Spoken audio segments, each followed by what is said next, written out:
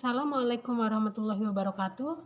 Perkenalkan, nama saya Umara Syahadatun Ain dengan NIM S1E019324 dengan nomor urut 15 dari kelas 5I. Adapun tujuan dari pembuatan video ini adalah sebagai tugas dari ujian tengah semester mata kuliah pembelajaran bahasa Indonesia sekolah dasar. Adapun tugas dari ujian tengah semester kali ini adalah pembuatan video untuk menjawab 4 soal yang telah diberikan oleh dosen pengampu mata kuliah pembelajaran bahasa Indonesia sekolah dasar.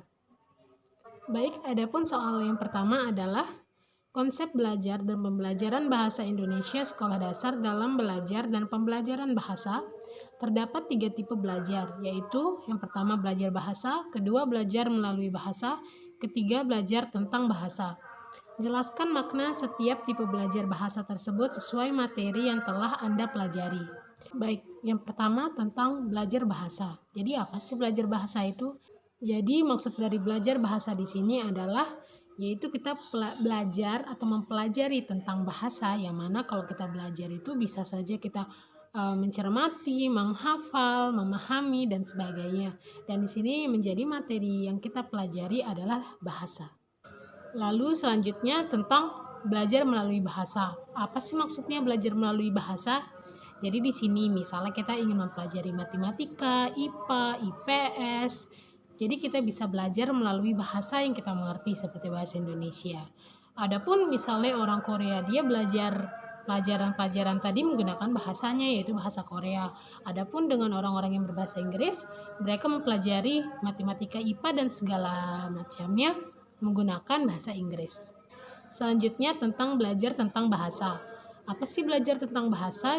Jadi di sini kita belajar tentang bagaimana sih ciri-ciri bahasa Indonesia yang benar dan bagaimana penggunaan kaidah bahasa Indonesia yang baik dan benar. Baik, di sini untuk soal nomor 2. Prinsip pembelajaran bahasa Indonesia SD. Prinsip merupakan asas dasar yang tidak boleh diabaikan dalam pembelajaran. Dalam konteks pembelajaran bahasa, terdapat beberapa prinsip pembelajaran bahasa yang diterapkan dalam kurikulum 2013. Pilihlah 4 prinsip dan jelaskan maksud dari setiap prinsip berdasar pemahaman Anda.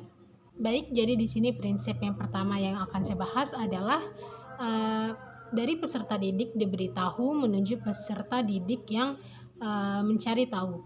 Jadi maksudnya di sini siswa diharapkan bisa bukan hanya sekedar menerima ilmu yang diterima, tapi dia juga bisa mencari tuh tentang ilmu-ilmu tersebut. Jadi sebelum diberitahu dia bisa mencari terlebih dahulu. Jadi nanti dia tuh tidak hanya sekedar terbiasa menerima sebuah ilmu, tapi siswa terbiasa juga mencari tentang ilmu-ilmu tersebut. Dan hal ini pun berkaitan dengan prinsip kedua yang akan saya bahas. Prinsip yang kedua adalah dari guru sebagai satu-satunya sumber belajar menjadi belajar berbasis aneka sumber belajar.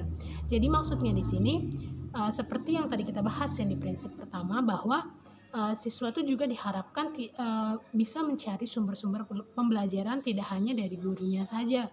Bisa saja misal dari internet, bisa saja dari buku-buku yang dia temukan dia bacakan, atau bahkan bisa dari misalnya dari dia tuh menyerap pembelajaran dari orang tuanya, dari teman-temannya, dari tetangga, masyarakat di sekitarnya. Lalu prinsip ketiga yang akan saya bahas, dari pembelajaran yang menekankan jawaban tunggal menuju pembelajaran dengan jawaban yang kebenarannya multidimensi. Jadi maksudnya di sini misalnya guru memberikan pertanyaan kepada siswa, anak-anak 4 tambah 4 berapa jawabannya? Para siswa pasti akan menjawab 8. Coba di sini diganti menjadi anak-anak berapa sih pertambahan yang jika ditambahkan menjadi 8? Nah, di sini pasti anak-anak tidak hanya menjawab 8 seperti tadi, hanya mempunyai satu jawaban yaitu 8, tapi di sini akan banyak jawaban yang diberikan oleh siswa-siswa kita. Jadi misalnya anak-anak nanti akan menjawabkan 1 tambah 6 Bu, 5 tambah 2 Bu, 4 tambah 3 Bu. Jadi di sini ada keterbukaan untuk menjawab lebih besar dari siswa yang tidak hanya sekedar menjawab 1 Bu, 2 Bu, ataupun iya Bu, tidak Bu. Jadi siswa lebih bisa mengemukakan apa yang ada di pikirannya. Lalu di sini prinsip yang keempat adalah pembelajaran yang berlangsung di rumah, di sekolah, dan di masyarakat. Jadi di sini maksudnya mungkin masih ada pemikiran-pemikiran yang konvensional yang masih berpikir bahwa pembelajaran itu hanya terjadi di sekolah. Misalnya kalau kita belajar matematika ya hanya bisa di sekolah. Tapi sebenarnya itu pemikiran yang salah. Jadi sebenarnya di masyarakat pun, di lingkungan rumah, di lingkungan sekitarnya siswa-siswa, jadi mereka masih bisa belajar tentang matematika, misalnya saat mereka belanja ke warung. Jadi nanti mereka misalnya belanja berapa, misalnya mereka belanja 1 ciki ditambah 1 ciki lainnya, nanti harga keduanya ditambahkan. Nanti dia berikan berapa, nanti mungkin ada kembaliannya berapa lagi. Jadi di sini ada implikasi pembelajaran matematika pada kehidupan sehari-hari siswa. Jadi di sini bisa ditarik kesimpulan bahwa pembelajaran matematika tidak hanya ada saat kita di sekolah, namun bisa saja ada di masyarakat, bisa ada di lingkungan masyarakat dan lingkungan sekitar siswa. Jadi di sini ada soal yang ketiga adalah pendekatan metode dan strategi pembelajaran bahasa Indonesia sekolah dasar. Salah satu pendekatan pembelajaran bahasa yaitu pendekatan kontekstual, di mana guru diharapkan dapat mengajak siswa belajar sesuai konteks. Pembelajaran diarahkan untuk mengaitkan materi pembelajaran guna memecahkan masalah dalam kehidupan sehari-hari. Dalam pendekatan kontekstual terdapat beberapa komponen. Jelaskan beberapa komponen pendekatan kontekstual dalam pembelajaran bahasa Indonesia berikut. Yang pertama itu ada inquiry, yang kedua ada modeling, dan yang ketiga ada reflection. Jadi tolong jelaskan tentang ketiga metode tersebut. Baik, di sini yang pertama tentang metode pembelajaran inquiry atau menemukan. Jadi di sini metode pembelajaran inquiry adalah metode pembelajaran yang membiasakan siswa untuk berpikir kritis atau berpikir secara ilmiah. Jadi kalau siswa sudah terbiasa berpikir secara kritis, berpikir secara ilmiah, maka tidak menutup kemungkinan untuk siswa dapat berpikir secara kreatif dan bisa memecahkan masalah-masalah yang ia temukan. Jadi pentingnya pembelajaran inquiry ini bagi siswa sekolah dasar adalah agar siswa terbiasa untuk berpikir kreatif dan kritis, jadi yang mana saat esok dia sudah dewasa, jadi siswa gampang untuk memecahkan masalah dengan solusi-solusi yang lebih kreatif dan kritis. Yang kedua, pembelajaran modeling. Jadi di pembelajaran ini siswa diharapkan bisa melihat demonstrasi yang dilakukan oleh guru agar dia nanti bisa mengerjakan tugas-tugas yang akan diberikan dan serta agar bisa memahami dengan bukti-bukti konkret atau yang nyata yang telah disediakan oleh guru. Lalu tentang mengapa pentingnya pembelajaran ini adalah agar siswa bisa berpikir secara nyata atau konkret terhadap apa pembelajaran yang telah dia terima.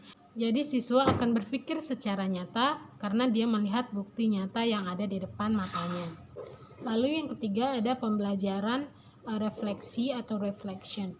Jadi di pembelajaran ini guru menyampaikan kesimpulan terhadap materi yang telah disampaikan pada hari tersebut, yaitu dengan tujuan untuk menguatkan materi-materi yang telah disampaikan agar siswa kembali mengingat dan siswa bisa menguatkan kembali pengetahuan yang telah ia terima.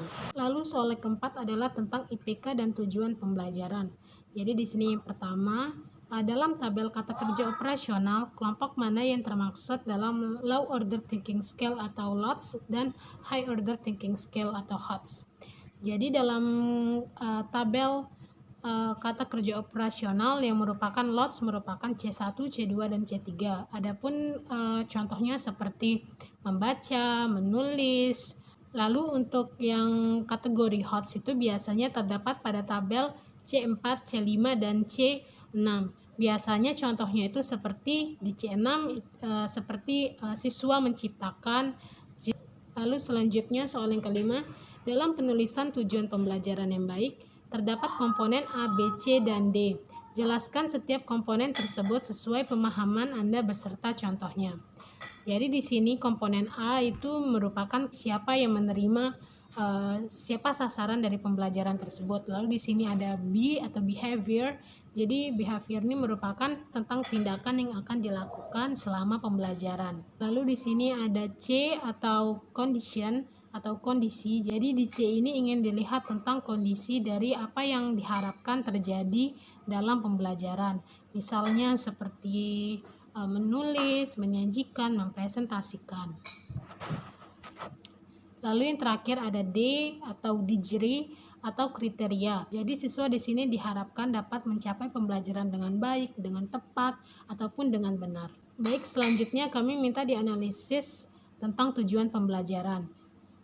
Yang pertama itu melalui pemutaran video pembelajaran, siswa dapat membacakan puisi karya pribadi. Jadi menurut hasil identifikasi saya di sini sudah terdapat A, B, dan C, namun tidak ada D di sini.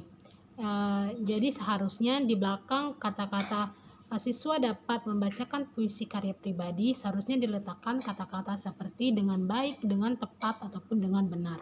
Lalu tujuan pembelajaran yang kedua yang harus saya identifikasi di sini adalah siswa dapat membuat puisi karya pribadi. Jadi di sini masih ada kekurangan dalam B dan D. Di sini hanya terdapat unsur C dan A. Seharusnya di sini diletakkan tindakan yang diharapkan atau tindakan yang dilakukan oleh guru untuk mencapai tujuan pembelajaran tersebut. Dan bagaimana kriteria yang diharapkan terjadi saat siswa sudah menerima pembelajaran. Baik, sekian video dari saya. Kurang lebihnya mohon maaf. Wabillahi taufiq wal hidayah. Wassalamualaikum warahmatullahi wabarakatuh.